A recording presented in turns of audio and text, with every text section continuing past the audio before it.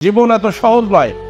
দুবাইয়ের যে আজকে চাকচিক্য আপনারা দেখছেন, কিছুদিন আগে ফেসবুকে দেখলাম দুবাইয়ের শেখের সেই গিয়ে ওনার নাম ভদ্রলোকের, যিনি এখন বর্তমান সেখানকার প্রধান, তার একটা ইন্টারভিউ এক সাংবাদিক নিয়েছে যে আসলে আপনার জীবন, আপনার সম্পদ, এর রহস্য কি, কিভাবে এত দূরে আসলেন, আপনার সন্তানেরা এরপর আরো কি করতে চাচ্ছে। উনি শুধু বলছেন যে আমার বাবা উট চড়াতেন, আমি উট চড়িয়েছি। তো দেখা গেছে আমার বাবা উট চড়াতেন, আমি উটের পিঠে উঠছি, আমি স্ট্রাগল করেছি, আস্তে আস্তে করে ব্যবসা বাণিজ্য এই জায়গাটাকে তৈরি করেছি। আমি আজকে পরিশ্রমের মাধ্যমে আমি BMW মার্সিডিজে চড়ি, আমার ছেলে মেয়েরা ল্যাম্বরগিনিতে চড়ে, আরো দামি দামি গাড়িতে চড়ে। মানে কি, ওই যে কি বলে ডায়মন্ড খচিত যে গাড়িগুলো আছে সেগুলোতে তারা চড়ে।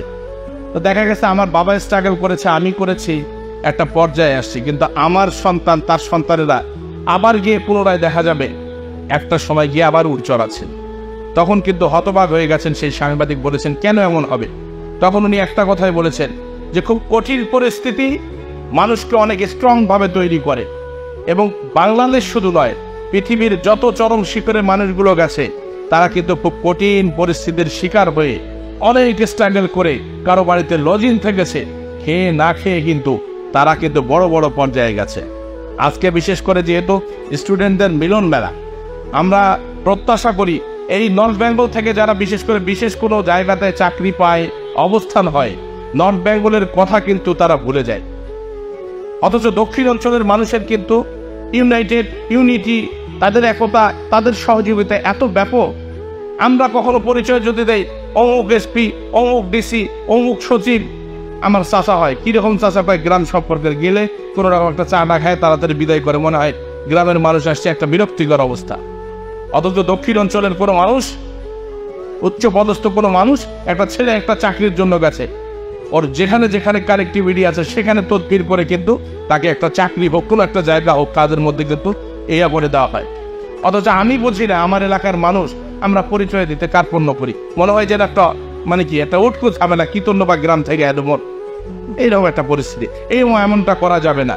আজকে যারা উদ্যোগ নিয়েছেন, আপনারা নিশ্চয়ই বাংলাদেশের কয়েকজনের কথা শুনে বললাম, অনেকে অনেক ভালো ভালো জায়গাতে আপনারা আছেন, চেষ্টা করেন না কোনো এখান থেকে। একজনের মাধ্যমে কিন্তু সততা ধরে রাখা যাবে না। সবাই চেষ্টা করতেছে সোনার বাংলা, কার মাধ্যমে বলতেছে যে শেখ হাসিনাই করে ফেলবে। শেখ হাসিনা যদি এককভাবে চেষ্টা করে সোনার বাংলা বাস্তবায়ন, সারা জীবনে কি সম্ভব হবে বলেন দেখি কথাটা? আপনি আমি যদি সবাই মিলে না চাই, আপনি মরিচ পেঁয়াজ আবাদ করতেছেন, ধান থেকে সবজি আবাদ করতেছেন, কীটনাশক দেওয়ার 3 দিন নাই যেতে আপনার বাজারজাত করতেছেন। Heart, kidney, liver cirrhosis, cancer, এই ক্যান্সার তো আগে চিনতাম না। সকালবেলা হলে কমপক্ষে 5-7-10 জন ক্যান্সারের রোগী টাকার জন্য যা বসে থাকে আমার কাছে। গঞ্জের বড় দোকান, এখন সব থেকে সূর্যিত দোকান হচ্ছে কি আমাদের ওষুধের দোকান। লজ্জায় মাথাটা হিট হয়ে আসে। এই কারণটা কি সরকারের? এখন তো সবাই বলবে যে সব দোষ হলো শেখ হাসিনার। শেখ হাসিনাকে বলেছে যে এই সমস্ত কাজগুলো করার জন্য। আজকে বহির্বিশ্বের অনেক দেশে সততা 1-2 টাকাতে বিক্রি হয় না, সততা বিক্রি হচ্ছে লক্ষ লক্ষ কোটি টাকাতে। যান সিঙ্গাপুরে, পানি পর্যন্ত কিনে খায়। অথচ বিশ্বের যত বড় বড় কর্পোরেট শাখার ব্যবসা বাণিজ্যের প্রধান যে মেইন অফিসটা সেই সিঙ্গাপুরে আছে। কেন? সেখানে বিচার পাওয়া যায়, সততা, নিষ্ঠা, সেখানে সিকিউরিটি একটা লাইফ লিড করে, সেখানে মানুষের নিরাপত্তা দেওয়া হচ্ছে। আর বাংলাদেশে শুনতে পাই এই রমজান মাস আসলে সরকারকে হুঙ্কার দিতে হচ্ছে। সরকারকে কি করতে হয়? ভ্রাম্যমাণ আদালত পরিচালনা করতে হচ্ছে। এক তরমুজ কেনেন 120 টাকা, 120 টাকা, 60 টাকা, 70 টাকা, আপনি কেজি বিক্রি করতেছেন 150 টাকা। এ লজ্জার আগে কোথায়? যখন প্রশাসন গিয়ে ধরলো, বাংলার মানুষ আপনারা বয়কট করলেন, তরমুজ দেখতেছি এই গ্রাম মানে কি গাড়ি তরমুজ এখন কি ভাগাড়ের মধ্যে ফেলতেছেন আপনারা।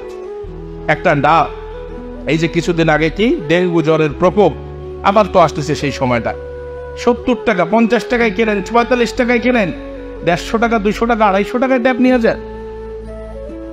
এই যে পরিস্থিতি, এই যে সততার অভাব, এটা কি সরকার চাইলে, এমপি চাইলে, মন্ত্রী চাইলে, শেখ হাসিনা চাইলে এককভাবে পারবো আমরা?